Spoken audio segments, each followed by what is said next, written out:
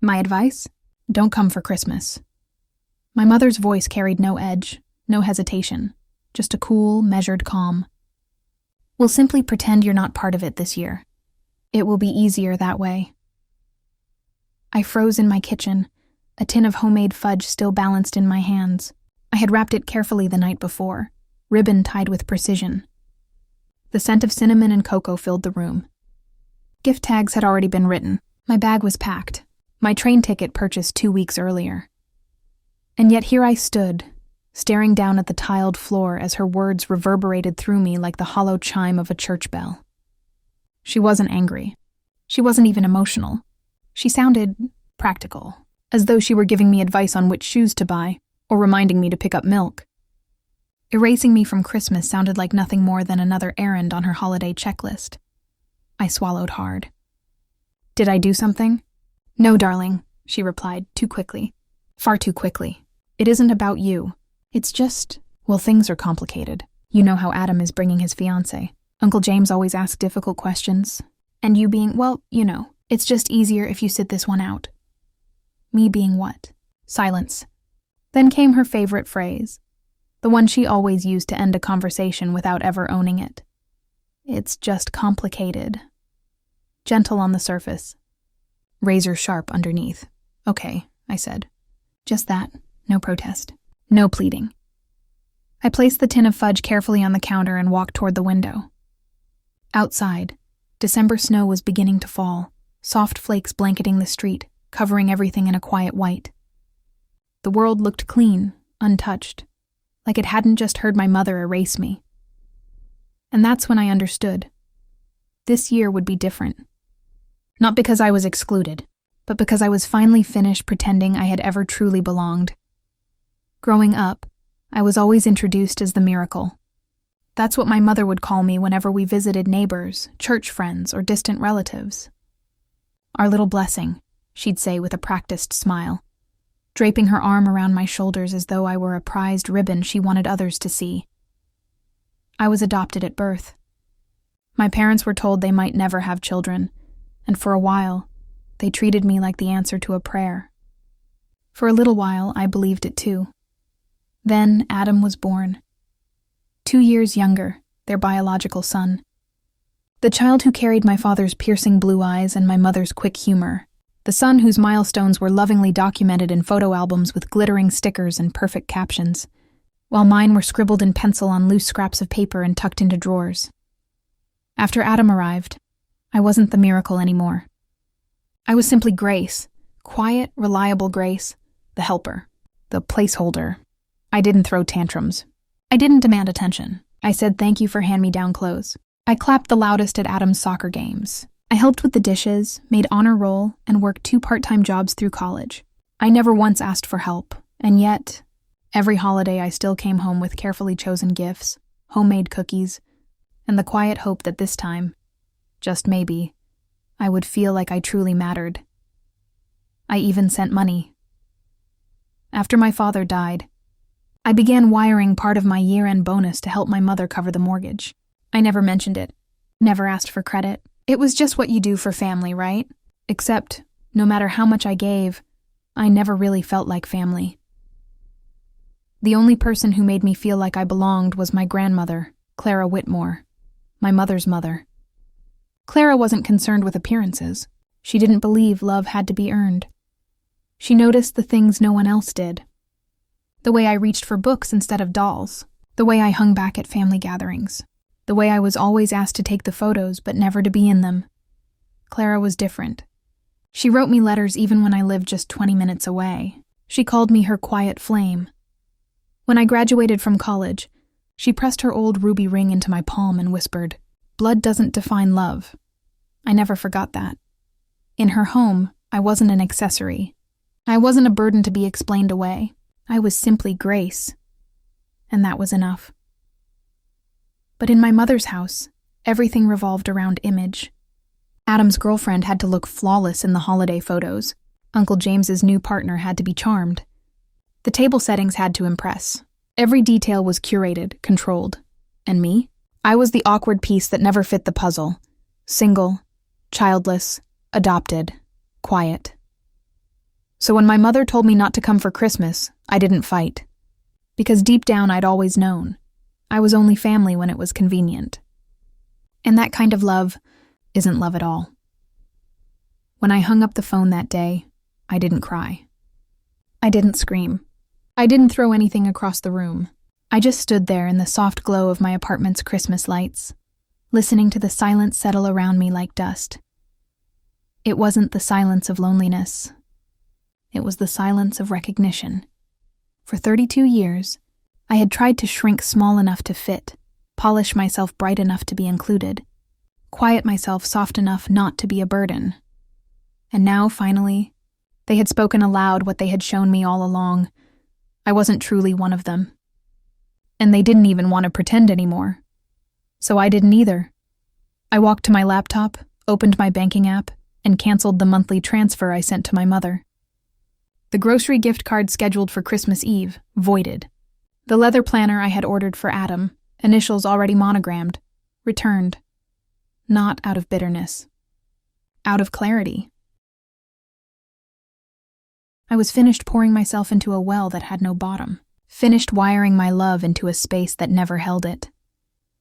For the first time in my life, I allowed silence to grow, and I didn't rush to fill it. It was the morning of December 29th when my phone rang.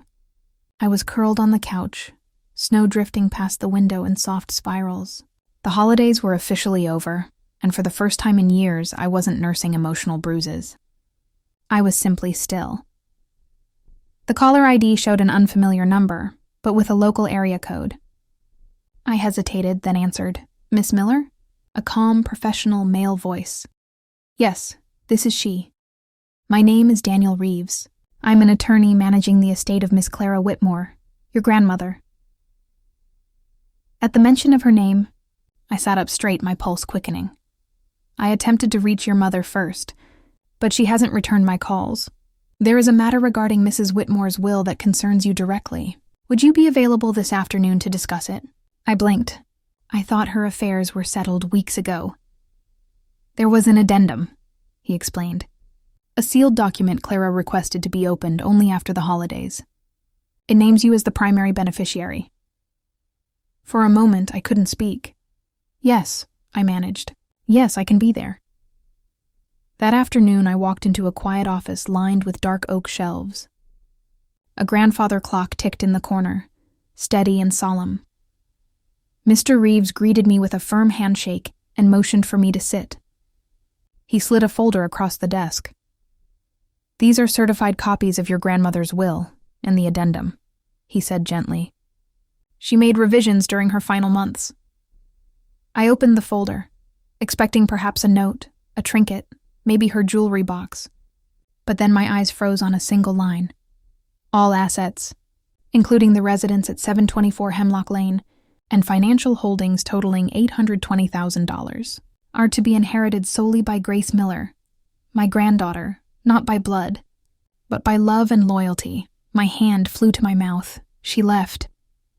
"Everything?" Mr. Reeves nodded. "She did.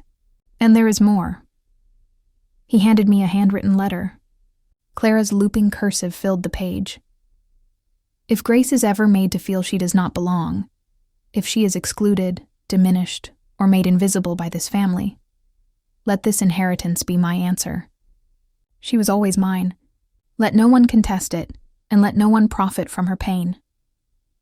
The words blurred as tears spilled down my cheeks. She had seen it all. The silences, the dismissals, the way my name was scribbled at the last minute on tags. If at all, Clara had noticed, and now she had spoken for me in the only way she could. By the time I returned home, my phone buzzed with missed calls and messages. 5 from my mother. 3 from Adam. "Mom, why didn't you tell us? We could have discussed this. You knew she wasn't well." "Adam, there must be a mistake. Grandma would never cut us out unless someone convinced her." I didn't answer. The next morning, there was a knock at my door. I didn't need to check the peephole to know. My mother stood outside in a pristine wool coat, pearls gleaming at her throat, her face arranged in equal parts hurt and entitlement. Adam loomed behind her, arms crossed, jaw tight. I opened the door, but didn't invite them in. "We just want to talk," my mother said, as though I had been the one to exile her. She wasted no time. "Your grandmother was confused. She wasn't herself. The lawyer must have misinterpreted, or perhaps you misunderstood." "She wrote it," I said softly, "by hand. And she meant every word." Adam stepped forward, his voice hot with anger. "So what? You're just going to keep everything? The house, the money? You think that's fair?" I stared at him. At my brother, who never visited Clara unless it was for photos, who never once drove her to appointments, who never sat with her while she spoke about her roses or her favorite books. "She left it to me," I said evenly. "She knew what she was doing, and she made it final." "You're being selfish," my mother snapped, the word striking me like a slap. That word, after decades of giving without asking, of folding myself smaller and smaller to make room for them, now I was selfish. "No," I said, my voice steady. "I'm being honest." They waited for me to waver, to apologize, to suggest splitting it just to keep the peace. But I wasn't here to maintain their peace anymore. "She saw me," I continued, "when none of you ever did. And she gave me what I was never given, a place, a home, a name spoken with love." My mother's lips parted, then pressed tight. Adam dropped his gaze. I didn't raise my voice.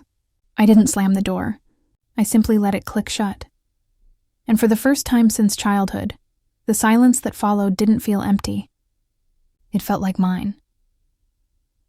2 weeks later, we met again. Not at my door, but in Daniel Reeves's office. My mother arrived dressed for a luncheon, flawless makeup, pearl earrings, her smile as polished as her tone. Adam wore a stiff gray suit that seemed to hang awkwardly, his expression a mix of disbelief and quiet fury. I entered in a simple navy blouse and jeans. No pretense, no costumi, just me. Mr. Reeves began with his usual calm professionalism. "As stated in the documents, Mrs. Whitmore's estate is final. The will and its addendum are legally binding. They cannot be contested." "We're not here to fight," my mother interrupted, her hands folded sweetly in her lap. "We just hope Grace might reconsider. Out of fairness." Fairness. The word tasted bitter. Where was fairness when I ate alone on Christmas? Where was fairness when Adam's name was calligraphed in gold on gift tags while mine was scribbled in black marker? "Fairness," I repeated, my voice quiet but sharp. "Now it matters?" Adam leaned forward. "We're still family. This doesn't have to tear us apart." I held his gaze. "Family doesn't erase you because you're inconvenient. Family doesn't pretend you don't exist to avoid awkward conversations." They had no reply. I continued. "I spent 3 decades trying to earn a seat at a table I was never truly invited to. Now I have my own. My grandmother gave me that seat, not out of duty, but out of love." Mr. Reeves glanced at me. I reached into my bag and handed him Clara's handwritten letter. "I won't contest anything further," I said softly. "But I also won't forget." I rose, calm and steady, and walked out. Not as someone who had won, but as someone who had finally stopped losing. That spring, I moved into the house on Hemlock Lane. Smaller than I remembered, yet warmer, as though the walls had been waiting for me. The hardwood floors creaked in familiar spots. The kitchen smelled faintly of cinnamon, lavender, and the ghost of Clara's baking. Her old armchair sat by the east-facing window, right where the morning sun poured in first. I left it there, not as a shrine, but as a reminder. I was seen. I was loved. I was chosen. The ruby ring stayed on my finger, not a symbol of wealth, but of her quiet, unwavering loyalty. Weekends passed differently now.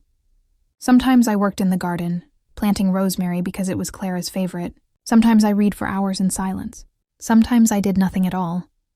And for the first time, I didn't feel guilty for resting. I didn't need to host dinners no one would attend. I didn't need to buy gifts that would be forgotten. I didn't need to chase approval that never existed. I simply lived. When the next holiday season arrived, I didn't wait for an invitation that never meant anything. I lit a candle, made a simple meal, placed a sprig of rosemary by the window and whispered, "Thank you." And I felt her with me, not in grand gestures, but in the sunlight on the floorboards, the whistle of the kettle, the quiet peace of a home where I belonged. People imagine revenge as loud, doors slamming, voices raised, declarations shouted. But the most powerful justice is quiet. It's choosing peace over performance. It's walking away without looking back. It's refusing to shrink for people who only ever wanted a smaller version of you. I didn't call my family. They didn't call me. Through a distant cousin, I heard Adam was bitter, that my mother told church friends there had been a misunderstanding. But the truth was simpler. They were not blindsided by me. They were blindsided by the fact that the daughter they treated as disposable was the only one Clara trusted with everything. And to anyone who has ever been told, "You don't belong," remember this: you do. Even if they never say your name, even if they never make room for you, you can still choose yourself, and sometimes the most powerful thing you'll ever say is nothing at all. If this story touched your heart, don't let it end here. Share it with someone who needs the reminder that love is more than performance, that peace is more than approval, and that silence can be a form of strength. Leave a comment with your own story, because your voice, no matter how quiet, has power. And if you'd like more stories that heal, inspire, and remind you of your worth, don't forget to like and subscribe. Because sometimes, the truest inheritance we can claim is ourselves.